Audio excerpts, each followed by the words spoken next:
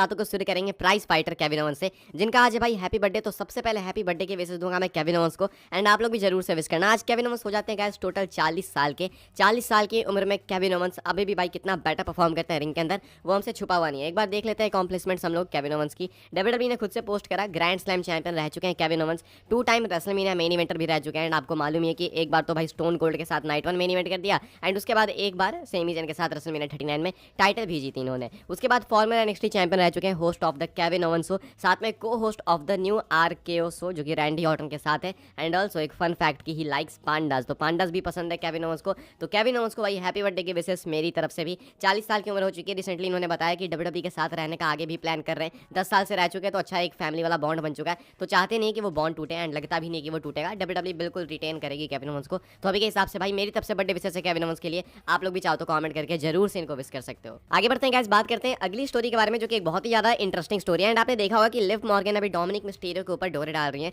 मतलब इनकी स्टोरी चलने वाली है, डेटिंग वाली स्टोरी चलेगी, कुछ चलेगी। अब ऐसे में इनका एम क्या है, लिव मॉर्गन रिवेंज टूर है क्या, बदला लेना, रिया रिप्ली से सब कुछ छीन लेना। ये कोडी रोड्स वाली बात होगी जो कोडी ने कही थी रोमन को लेके कि मैं तुमसे सब छीन लूंगा, तुम्हारी फैमिली, तुम्हारी टाइटल, सब कुछ। हालांकि कोडी ने बेबी फेस होकर कही थी, तो यहाँ पे लिव मॉर्गन एक अलग ही कैरेक्टर के साथ, एक हील कैरेक्टर के साथ कह रही है कि मैं तुमसे सब छीन लूंगी। रिया रिप्ली के जाते ही हमने देखा कि वेमेन चैंपियनशिप ऑब्वियसली उनसे वैसे भी छीन ली गई है, एंड अभी लिव मॉर्गन बकी को चैलेंज करेंगी। साथ में डोमिनिक के पीछे पड़ चुकी हैं अब डोमिनिक को छीनने के लिए, यानी डोमिनिक अब मामी के नहीं रहेंगे। अभी हुआ क्या है कि लिव मॉर्गन शायद जजमेंट डे का पार्ट बनने वाली है, या नहीं तो डोमिनिक का रुमाल लेके घूम रही है, बैंडना लेके घूम रही है। बिकॉज इन्होंने अभी रिसेंटली एक फोटो पोस्ट करी थी अपने इंस्टाग्राम ट्विटर वगैरह पे, यहाँ पे सोशल मीडिया पे फोटो जो पोस्ट करी इन्होंने, इसमें एक बहुत ही मैसिव ईस्टर एग। इस पिक्चर में आप लोग देख सकते हो कि लिव मॉर्गन के पॉकेट के अंदर आपको एक पर्पल बैंडना देखने को मिलेगा, एंड ये मोस्ट लाइकली डोमिनिक का है अगर मैं गलत नहीं हूं तो ये लिव मॉर्गन के पॉकेट में डोमिनिक का बैंडना क्या कर रहा है वो जरा सोचने वाली बात है। साथ में अगर आप इस पिक्चर को देखोगे तो यहाँ पे बैकग्राउंड में भी भाई पर्पल लाइटिंग है, एंड आपको मालूम है कि एक टाइम था जब जहाँ पे भी पर्पल लाइटिंग देखने को मिलती थी किसी सुपरस्टार के साथ, तो वो सुपरस्टार या तो जजमेंट डे से भिड़ जाता था, नहीं तो जजमेंट डे के साथ चला जाता था।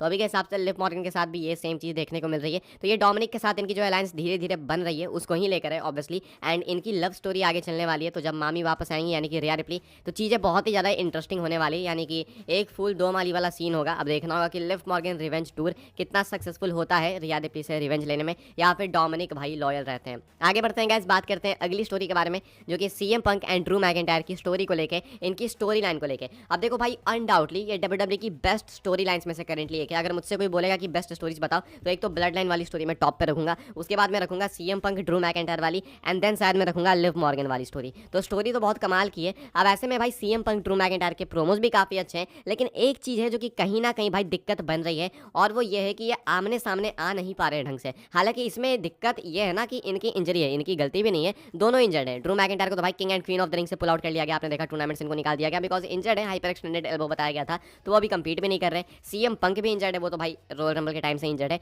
तो दिक्कत इनके साथ वैसे भी है, एंड इसी वजह से इनकी स्टोरी में सब कुछ होते हुए भी कुछ ना कुछ खाली रह जा रहा है। अब सब कुछ तो है, टैलेंट है, कैरिज्मा है, प्रोमो वर्क है, प्रॉपर स्टोरी है, मैच भी अच्छा होगा, रेसलिंग स्किल वगैरह सब है, लेकिन दिक्कत है कि ये दोनों साथ में रहकर भी आमने सामने आकर भी कुछ नहीं कर पा रहे। फिजिकल होने की नीड है, बहुत ही ज्यादा नीड है। एंड अभी हमने आज के रॉ में भी देखा कि जब ड्रू मैकिंटायर गए तो सीएम पंक आए, तो ये चीज बैक एंड फोर्थ बहुत चल रही है। अभी जरूरी है, बिल्कुल एकदम डेस्परेट नीड है कि सीएम पंक ड्रू मैकिंटायर आमने सामने आए, एक तगड़ा प्रोमो दें, वो प्रोमो लीड करे एक ब्रॉल की तरफ। हालांकि वो कैसे होगा कैसे नहीं होगा वो नहीं पता, बिकॉज ये दोनों इंजर्ड है करेंटली, तो दिक्कत भी है डब्ल्यूडब्ल्यूई के लिए, इन दोनों के लिए भी। लेकिन इसी चीज की नीड है, बिकॉज प्रोमोज बहुत हो गए, स्नीक अटैक्स बहुत हो गए, दूसरे को कॉस्ट करना बहुत हो गया, लेकिन अब नीड है तो भाई एक प्रॉपर ब्रॉल की नीड है, एंड आई होप कि ब्रॉल हो जल्दी से। अभी के हिसाब से भाई इसके बारे में आप क्या सोचते हो कमेंट करके बताना। ये एक अच्छी फ्यूड है, अच्छी स्टोरी है, जो कि कहीं ना कहीं इंजरी तबाह कर रही है। एंड वैसे जब भी इनका मैच होगा भाई हम सबको मालूम है कि एरेना काफी ब्लो अप होगा, तो जब वो चीज ऑलरेडी बेटर है तो उसको बेस्ट करने के लिए एक बहुत जरूरी है कि अभी ब्रॉल देखने को मिले, नहीं तो ये चीज ऐसे धीरे धीरे पोस्टपोन्ड होते बहुत ज्यादा लेट हो जाएगी।